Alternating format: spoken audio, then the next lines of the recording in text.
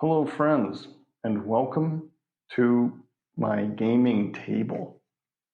That's right, we're going to be stepping away from the computer and playing some physical board games. I'm pretty excited about this. I've been wanting to do this for a long time, but never really had the courage nor the equipment, I guess. And now I've got a little bit of both. So what better way really to start playing a board game than to play something that we're already pretty familiar with, right? Well, we've already played Gloomhaven. I do also have Forgotten Circles DLC expansion, but I've never played it, and I don't really want to jump into Forgotten Circles with the Gloomhaven campaign that I already have running. So we're just going to kind of put those to the side. I do have Jaws of the Lion, and we've already played that too. So we're not going to be playing that either. Well, what does that leave us? It leaves us with Frosthaven. Of course, Frosthaven. That is exactly the perfect intro for me to start filming or recording and sharing some gameplay with the Jogger Plays channel. So this video, however, is mostly to talk about the game and how I'm going to play the game and my first impressions, rather than setting up the first scenario and playing it. Although I will actually set up the first scenario at the end of the episode, but I just mostly want to talk about my first impressions of the game and how we're going to go about playing Frosthaven. So the first thing I think is pretty obvious is the size.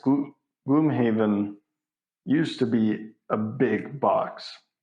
Frosthaven is a much larger box.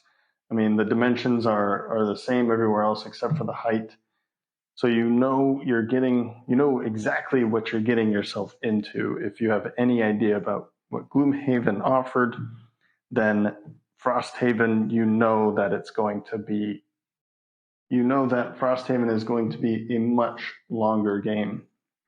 Aside from just the content, taking a look at the art, I noticed that the designer, Isaac Childress, took on a much larger team for this kind of game, and it really shows. Gloomhaven wasn't really known for its art, right? It was not an absolutely beautiful game, but it certainly showed its charm in the mechanics and the gameplay. But the art was always, it kind of sat with the name, gloomy.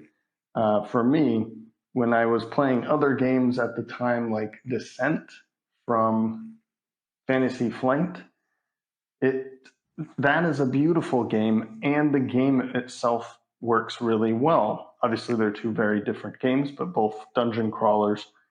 But Gloomhaven wasn't like that. Oh wow, this is beautiful. I can't wait to see what else is coming kind of game when it came to the art. For Frosthaven, that is totally out the window. They truly outdid themselves in the art department of this game. Let's take a look at the map. Of course, the Gloomhaven map of the surrounding areas was absolutely not necessary. And I feel like this one is a bit more, not necessary, but a bit more useful. Whereas in Gloomhaven, it was just really cool idea to show the surrounding areas and where all of these locations are, instead of just, hey, here's the next scenario and you jump in. It was a lot of fun and an interesting idea, but in this case now we are defending an outpost of Frosthaven, which is far to the north of Gloomhaven. And I can't remember if it's like 100 years before or after. I want to say it's at least 100 years before Gloomhaven, the game took place. Let me unfold this really quickly. So here is the map of Frosthaven. You can see that we're dealing more with the immediate vicinity of Frosthaven, located right there on the coast. The locations are much closer to the city, and of course, here's the outpost itself. It looks like we're going to have to deal with some buildings on the inside. I've taken only like a tiny look at some of the mechanics when flipping through the rulebook to see how different the game plays than Gloomhaven, and we'll get into that here in a minute. But there's some walls and some, let's see, the alchemist, logging camp, barracks, workshop, hunting lodge. These are all places that we get to upgrade and build so that when the inevitable attack happens, we're able to defend it. If we don't, I think we start losing some of these places. But the artwork on this one, it took me a bit to let it grow on me. I wasn't too excited about it at first. I thought, oh, that's a good starting point. But once I unfolded it and really took a look at the artwork and the map, I like it a lot now. I'm not just saying that. I think the art in this game is way better by magnitudes from Gloomhaven. And it's really nice to see that they took the extra time to kind of make it look different than Gloomhaven as well. They could have used the same kind of art for the map, and they didn't. They went with a completely different outlook for it, and I think they did a good job with it. To the capital. Didn't notice that before. If you remember, on Gloomhaven, to the capital was to the east. To the west on that map. But yeah, it was a bold move to make it look a lot different. And I think they did a good job in making it look different and still eye-catching and still a beautiful game. So let's talk about the rulebook really quickly. They did something really cool, really interesting, and I'm really happy that they did it. Because if you're coming from Gloomhaven and playing Frosthaven, which I definitely think without playing this, I think I suggest that jumping into Frosthaven would be quite an ordeal, quite a challenge. But hey, there's people out there, and I've certainly played some pretty difficult games. But I think still coming from Gloomhaven would be the way to play this game. Not sure how much we can see here. So what we can see in the rulebook is that in places where the rule changes, we can see here that there's like a little snowflake, and the text is in blue to differentiate from the rest of the text in the rulebook. Again, over here on the other side. So this is changes and additions to the Gloomhaven rulebook. Again, if you're coming from the Gloomhaven game, you don't need to read anything in black unless you need to be refreshed from time to time, of course, but you do have to pay attention to where all of these blue sections are. And I've already kind of gone through and seen where the changes are, and it's not a lot, but there's certainly some big changes, for instance, with the advantage and disadvantage. So yes, there's extra rules for where the game differs in the campaign side, because we're in an outpost instead of just running around like crazy in the roads. But there's going to be some changes and additions to how the scenarios are run. There's one there. Sticker 4.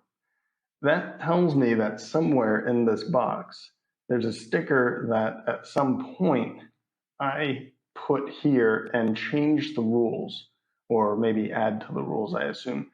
That intrigues me. I'm super interested in seeing what that means, how the rules change, how they, well, sticker number 5, there we go.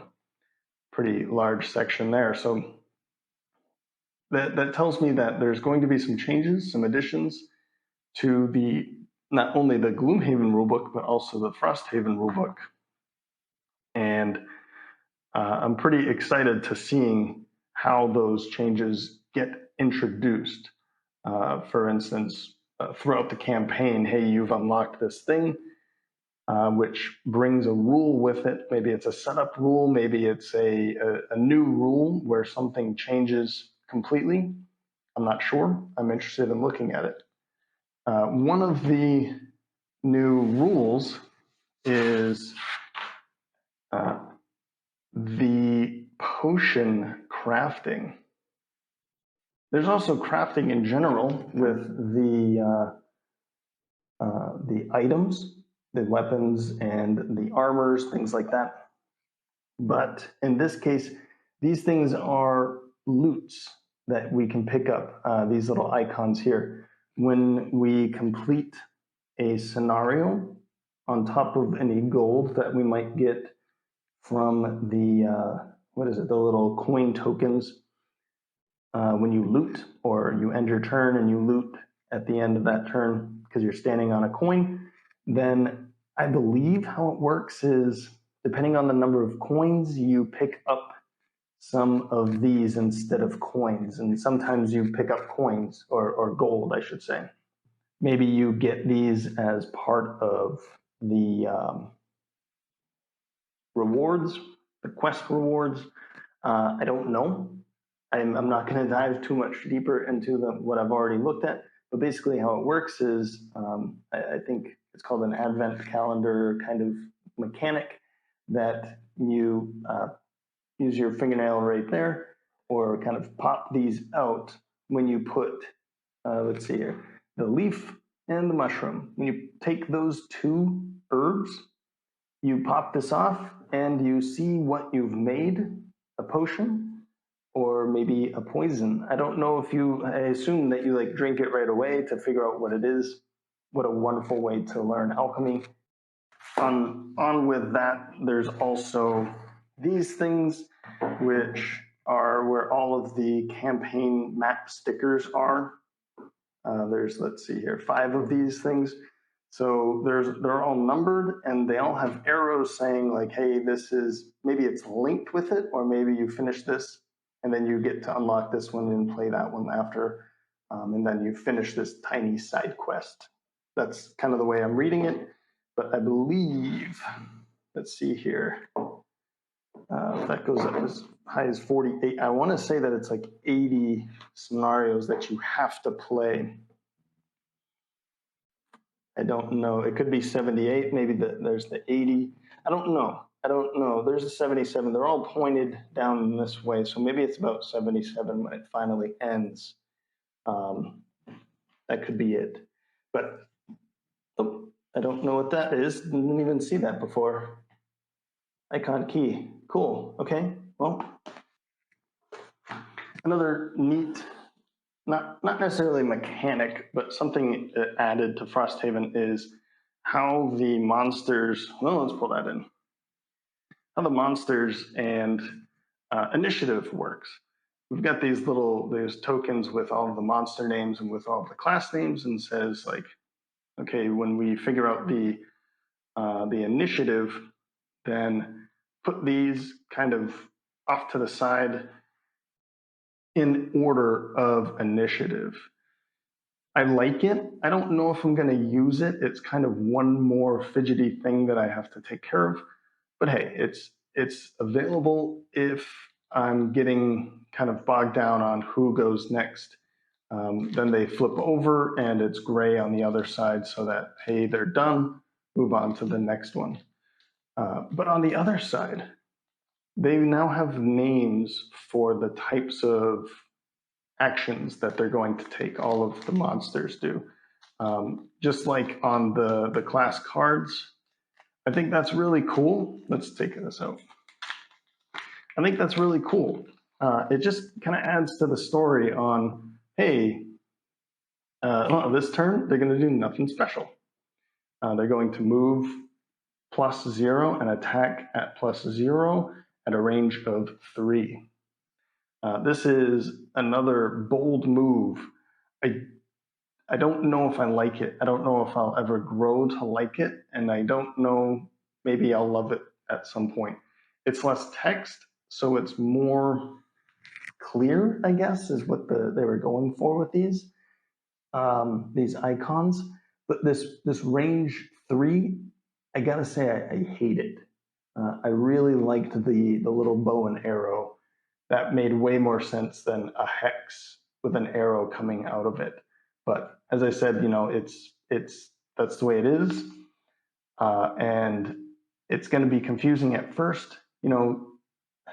Attack +0, target 2, range 3 with poison.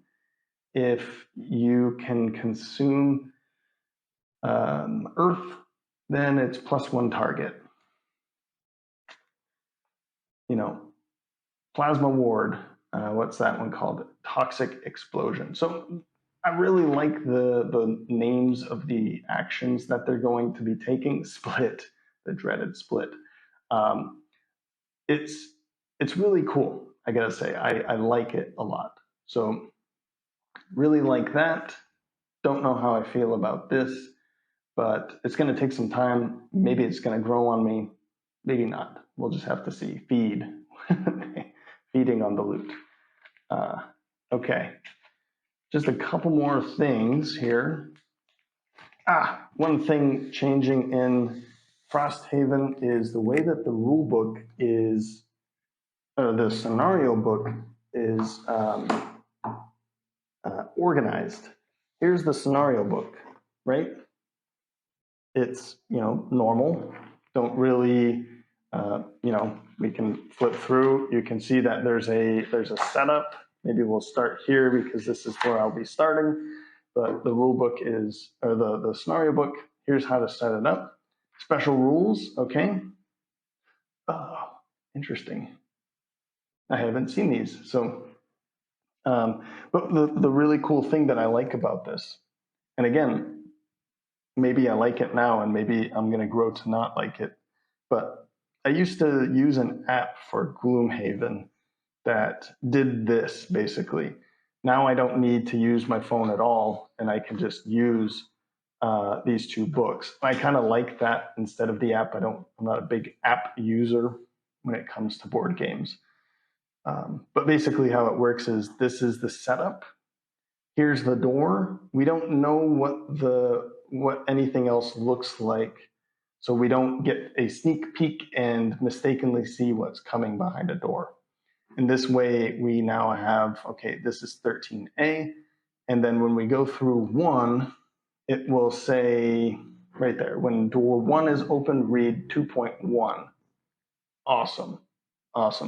So then we open up section book to 2.1. We see what's behind the door, and most likely it's going to be right there, this 16A map tile. And then maybe on there it says when you open door number 2, blah, blah, blah, blah, blah, right? Cool. I really like that feature. I'm really excited to be able to use that instead of using the app. I think, one more thing. I like this. I'm very happy that they went the extra mile and just threw in okay, it's a small organizer, but it's an organizer. In the other game, everything went into bags. I had to buy an organizer that made the game weigh maybe 5 pounds more because it's made out of wood. But in this case, now we have all of the tiny little pieces, the setup pieces for these scenarios, conditions with damage. Gotta say, that's interesting. And the fact that there's 3 of them kind of frightens me a little bit. It also excites me. So is there a monster out there, or probably a boss, that has more than 300 health? I hope so. There's a few new conditions. One of them is called brittle. And this is the new wound. It's not fire anymore. I'm happy they got rid of the fire because it didn't make sense. This is now kind of a bleeding cut, disarm, muddle, bane, I think this one's called. The heart with the dagger. I think you take ×2 damage on the next attack. This is, no, that's what that is. ×2 damage on the next attack for brittle. Bane, I think it's called Bane, is on the at the beginning of your next turn or at the end of your next turn, you take 10 damage, and then it's removed. And then this one is only for the mercenaries. We can't use any items until we get rid of it. Interesting that they gave us tokens for both bless and curse. I think they're meant for traps or something like that. Regenerate.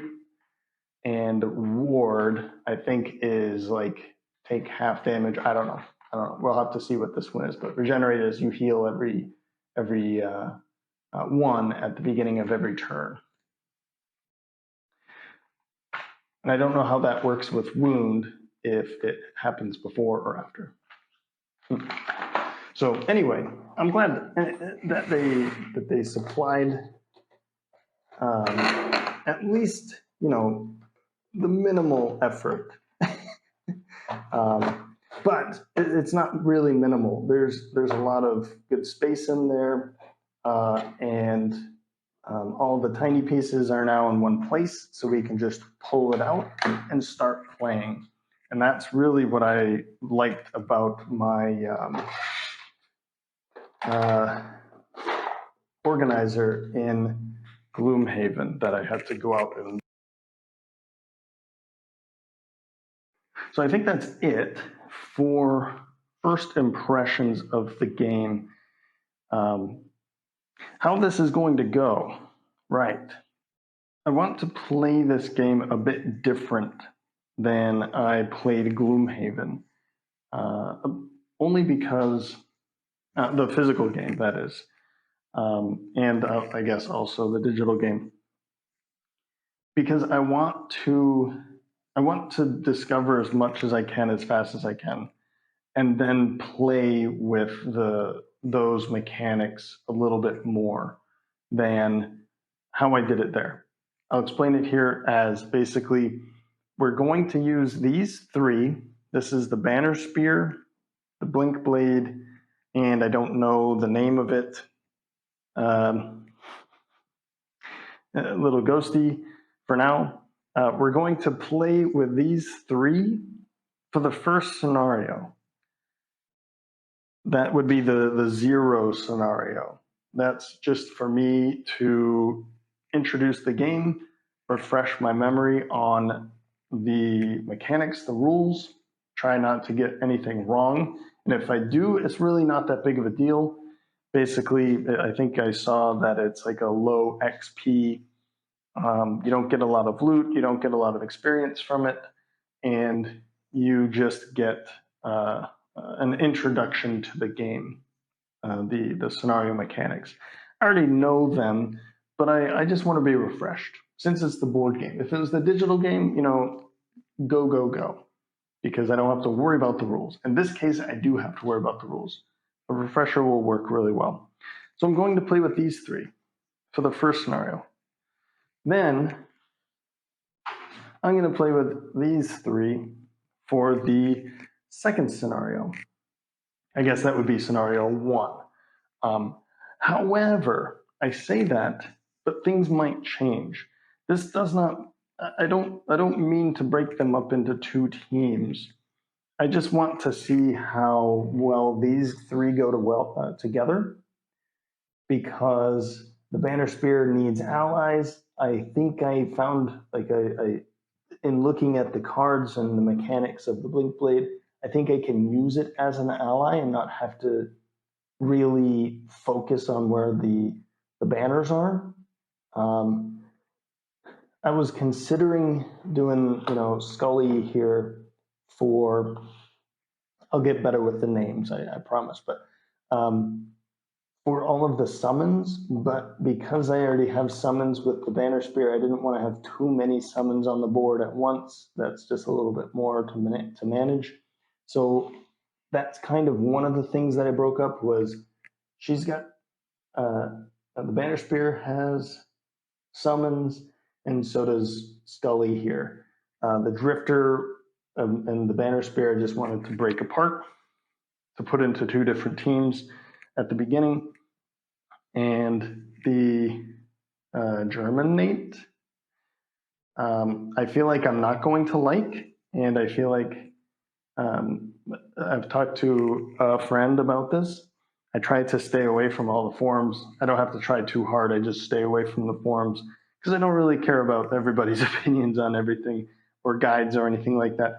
But my understanding is that this one's very difficult to manage, and there's a lot of switching back and forth. So it's kind of like a mini game within the game, and that doesn't excite me too much.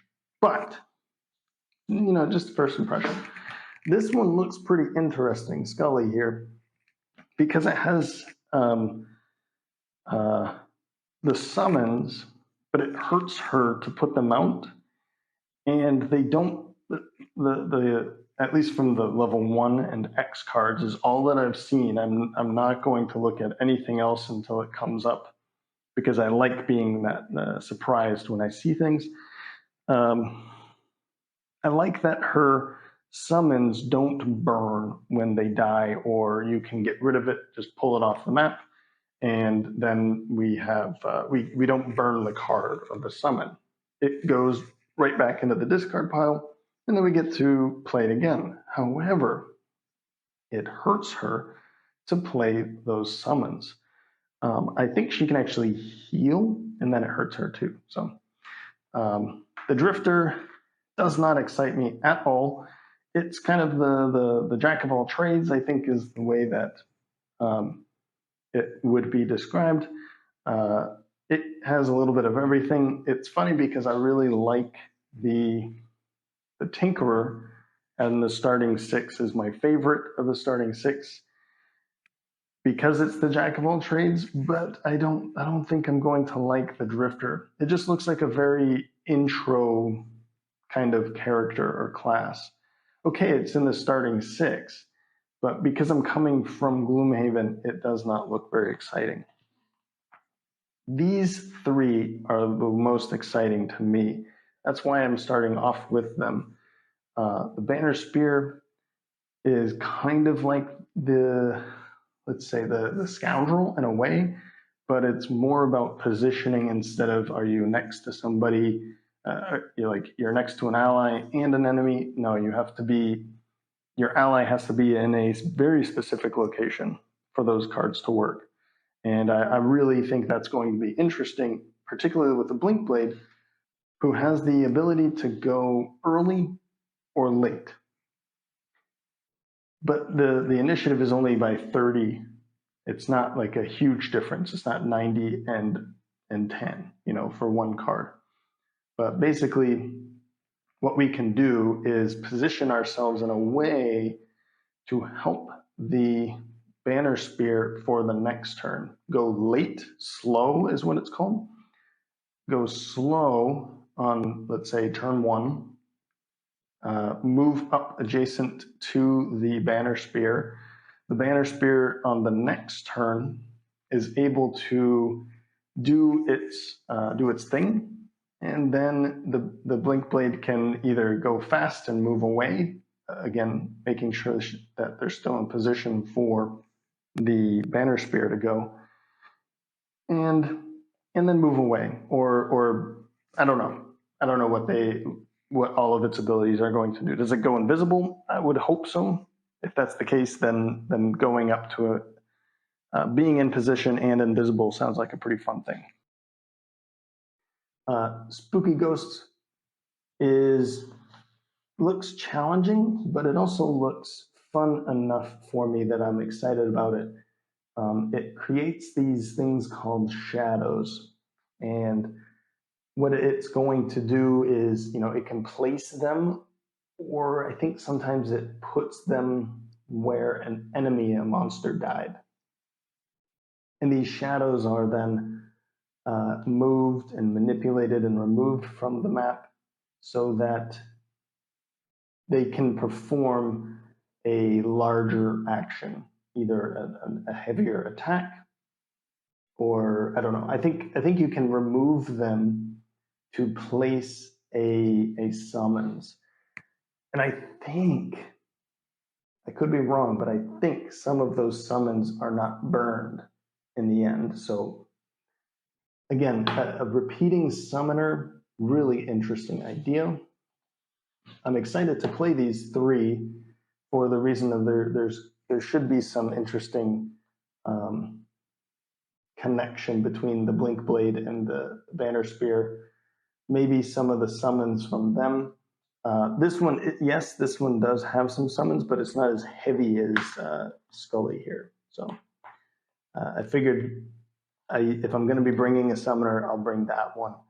And these three I'm least excited for, so let's throw them all together and I'll figure out what I like and don't like about them. But that was a very large tangent. How I'm going to play the game is I'm going to have all of these open, and all of them are going to have a personal quest because of that. So basically how it's going to work is, though these three start together and these three start together, I might say, hey, the Banner Spear has a personal quest that can be fulfilled or closer to be fulfilled if it joins this scenario, even though it played in the last scenario. So we'll do something like this. Oops. Or maybe I say, we'll do that. It's just going to be based on what their personal quests are. I think that's going to be more exciting than playing these three until they are done, whichever one leaves, and then bringing in somebody to replace them.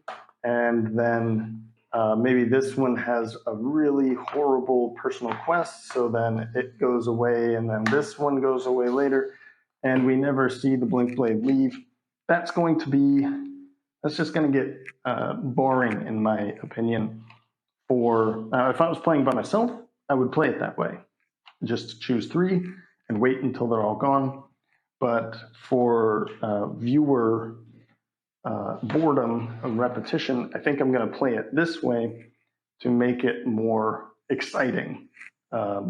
Every scenario, every video will be kind of a surprise who's going to be playing it. And then as they reach level 5, I did also pick up the solo scenarios when I backed this on Kickstarter. So yeah, we'll be seeing those unfold as they happen. If they reach level 5, I will consider doing the solo scenario, depending on what's going on with life and everything. But it does say in here, let's see. Yeah, right there. These scenarios are harder than normal scenarios, and they're designed to test your skill and knowledge of the class.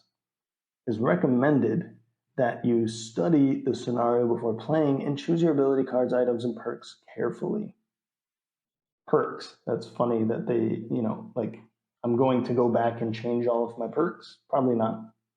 And then you gain an item for the reward of the scenario that goes exclusively to that class.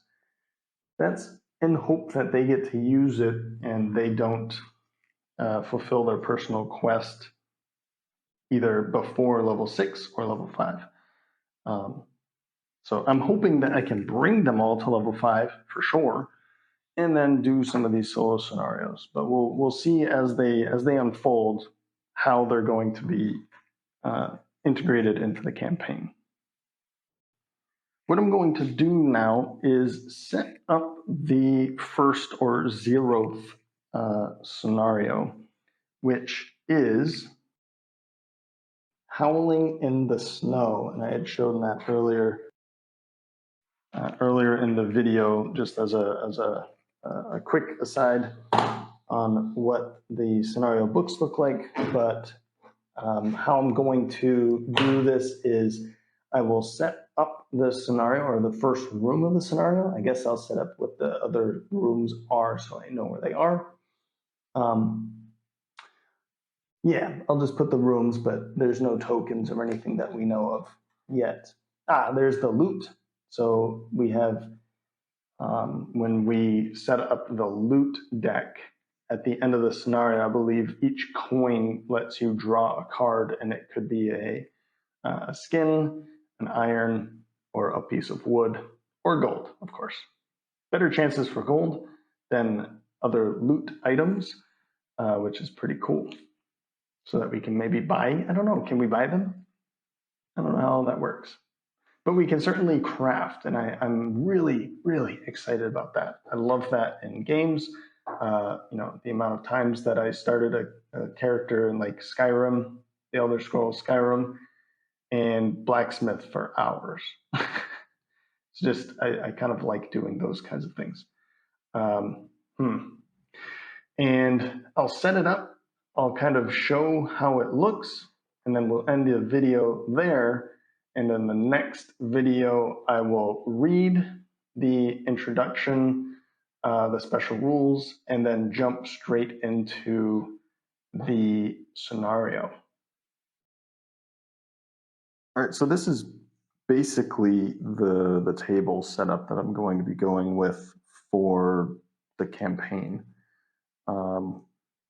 We'll have the scenario. We have plenty of space up here for the scenario. Sometimes I guess it could be facing the other direction, but we'll make do with the space that we've got. Maybe I can pull some stuff off. It's fine. And then each of the characters here on these sweet character mats that I picked these up years ago on Kickstarter. I think it was like $50 for 4 of these. And they were made by somebody. They put them on Kickstarter, and that was the time when I was buying basically anything Gloomhaven that was popping up. So they're going to be helpful in Frosthaven as well. We've got our the elements in inert, waning, and strong. We'll see how that works if you're new to this. I have only put in the elements that we'll be using for the 3 characters, the 3 classes. And I know that the hounds, they're not going to produce anything or use anything. I don't even think in this particular scenario that we're going to be seeing anything happening up here, but there it is.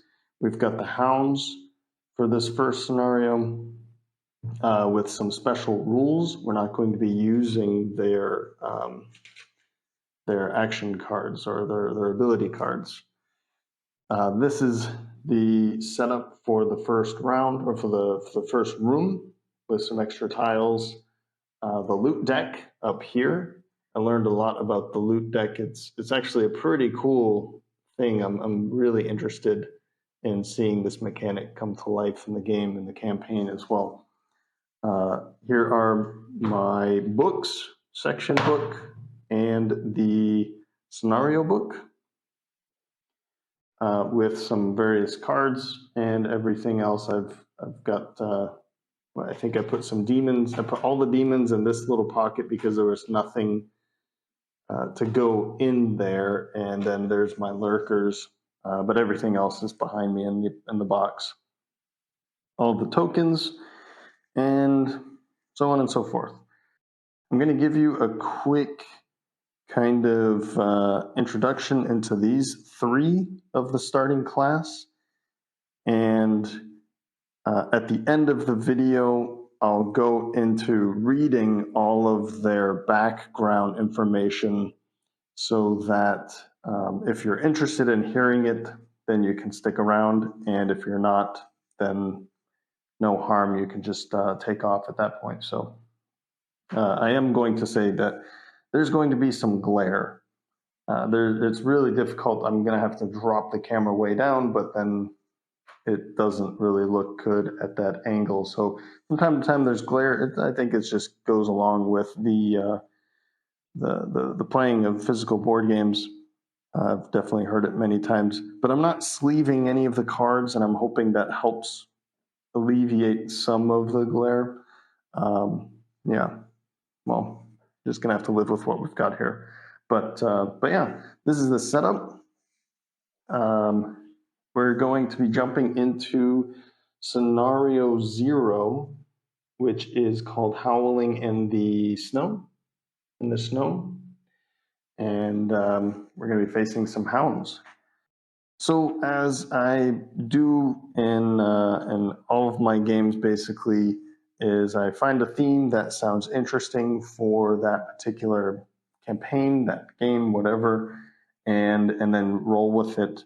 I've done Greek gods and goddesses for Gloomhaven. I've done enemy generals of the Roman Empire. This time I figured, hey, this is in the north, in the snowy tundra. Let's do something that I don't know very much about, and that is the Nordic gods and goddesses. So I've chosen names for these first three classes: the Banner Spear, the Blink Blade, and the Deathwalker. And for their names, we're going with, don't know how well you're going to see this, it's in pencil on paper and glares and everything, but Helene. Helene is the goddess of protection, or is a protector. As for the Blink Blade, I went with the name Skald. Skald is one of three, they're called Norns, and these Norns are the writers of all humankind destinies. Basically, they write time. And I figured that one of those names should definitely be the Blink Blade. In this particular case, Skald means debt. So that one will be for the Blink Blade. And none other than Hel, the goddess of the underworld, for the Valrath Deathwalker. Since the Valrath, this particular type of Valrath, follows death and gives them rest. I can't think of a better name for her. So for the personal quests of each of them, I will be giving these a read right now. For Helene, we went with merchant class. Merchants rule the world. Money is power, and you do anything to get your hands on some. You figure if you can gather enough equipment together, you may be able to set up your own shop somewhere and work towards becoming a real merchant. Let the suckers keep fighting in dungeons over scraps. I kind of chose it because it fit the best out of the two that were given to Helene. But hey, the goddess of protection, she's gonna get a whole bunch of items: 3 helmets, 3 head items, 3 chest items, 3 boots, 3 items for their hands, and then some 4 items for within her pockets. That one's going to take some time, but of course, the starting equipment for her, I just went with what was suggested for all three of these just to get the ball rolling. And they kind of fit anyway, so I'll be fine with it. We've already got one hand item, one boot. So when we are going back and forth, let's make sure that we can really deck a route in some items, whether we're crafting or purchasing for her. As for Scald, the Blink Blade, went with Study of Plants. I believe this was a good one for a quattrol of any kind. Plants are infinitely more interesting than people. Yeah, that sounds about right. There are so many varieties, and each one has unique properties. If you could do nothing but look at new plants all day, you absolutely would. But you're running out of new plants to look at. Luckily, there's an entirely new ecosystem in the northern part of the continent. Personally, collect 5 different types of herbs through loot tokens. That seems doable, I guess. Something that I found here is that there's 2. There's open this one, or if that one's already been open, then alternatively open 42 for the plant, the study of plants. And that's the same for this one. Interesting. But it's different for the merchant class. Really interesting. Okay.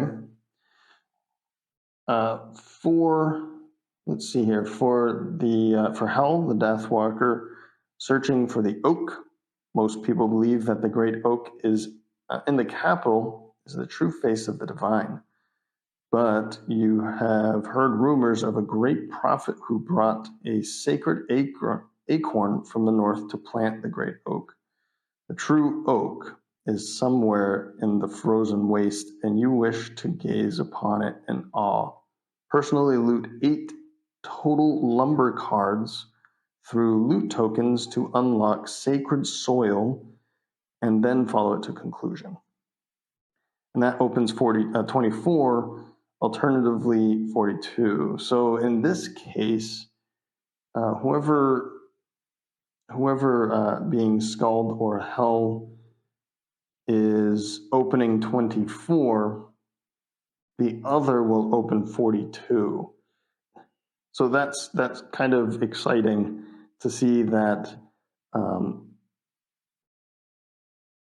they're both going to do the same thing, similar things, plants and oak.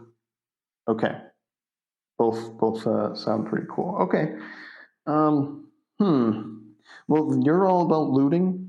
You're all about looting, and you're all about spending money. So you kind of want to loot too, or at least craft. Okay, that's all good to know. Well, what we're going to end up doing for this is we're going to take all these things away, of course, for Lean, Scald, and Hell. And then since everything is set up, and I've gone through all of the setup for what I've found here in the book, the special rules, I'll go over this in the video, what that means for each of the starting of each of these classes in the next video when we start and play scenario 0. But at this time, I'm going to read the descriptions, the background of all of the 3 starting classes. So if you're interested in that, stick around. If you're not, then won't have hurt feelings. Right. One more thing is I've already chosen these personal quests for the other starting 3, but I will discuss what all those are when we see them for the first time in a future scenario. Right. For the human banner spear, clean. Northern human settlements existed long before emissaries from White Oak traveled to Frosthaven, looking for new ways to expand their merchants' guild.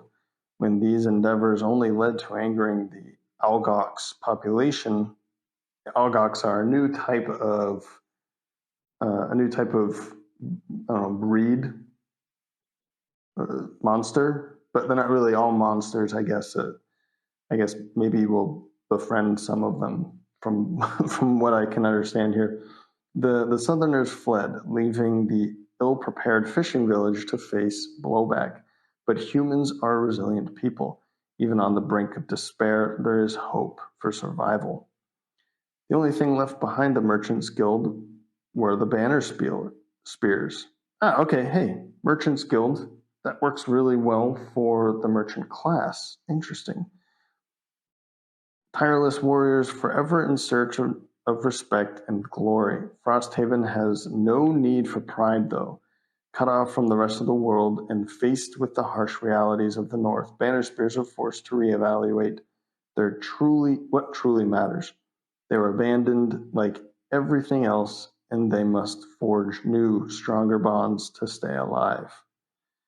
Cool.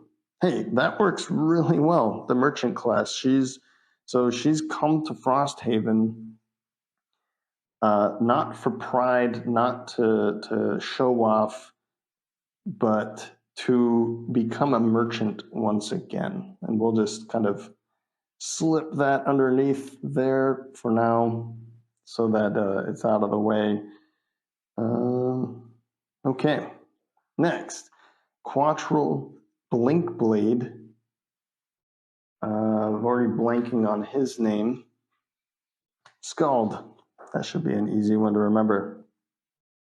Quattrals typically don't like being underestimated. They're smaller than the other peoples they encounter, yes, but that doesn't mean they are worth any less. If anything, they will go out of their way to show they are worth more. Their scientific institutions on the eastern continent have developed a myriad of technology advancements, bionics, and prosthetics used to enhance their own capabilities. There are even vague records that long ago the Quattral scientific research led them to the north to hunt for its secrets, but these facilities have long since fallen to ruin. The fact of the matter is that the cold is not forgiving climate for one so small. If a Blinkblade were to travel north, it may be because they have nowhere else to go, or because there is some quarry to be found. Blinkblades are assassins after all. Equipped with experimental temporal drives, they can alter the flow of time, moving faster than the eye can see and striking harder than a creature 10 times their size. Such actions can only be performed in short bursts, however, and there is always a cost to such great power. This particular Quattral Blinkblade Scald made his way up there to study some of the plants. So there we go. Now we understand why he's here. But he won't be around forever. As for Hell, our Valrath Deathwalker, no group is quite so ill-suited for the icy north climates as the Valrath, who make their homes far to the south around the Red Desert. There was once a great war in that region between the Valraths and the humans, both equally interested in conquering the Stormbrew Plains for themselves. The two nations have since made peace, and the Valrath government in particular has made concerted efforts to forsake its aggressive past. In more recent times, they have focused on economic strength over the physical.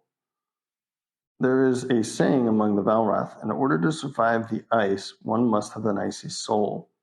This is apt for the Deathwalker, a nomad bent on atoning for the Valrath nation's past sins by ensuring the souls of the dead find rest.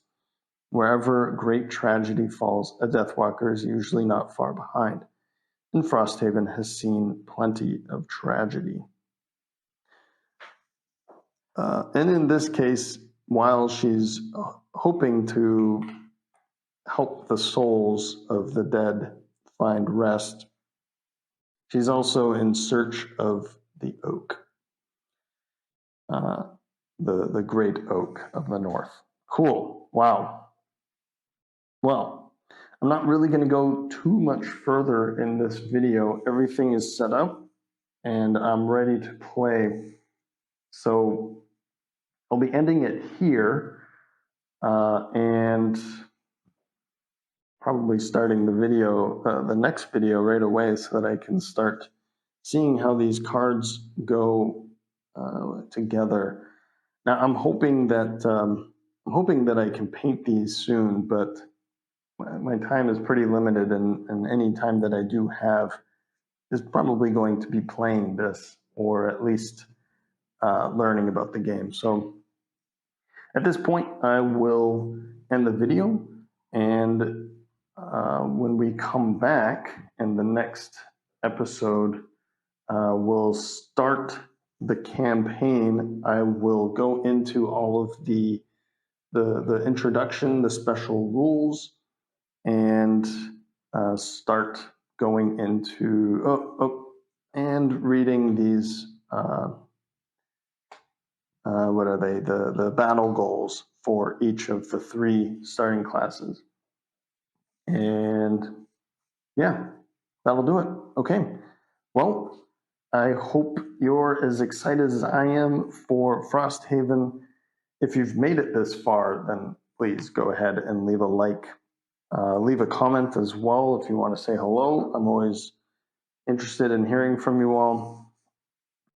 And with that, thanks for stopping by. I hope to see you next time.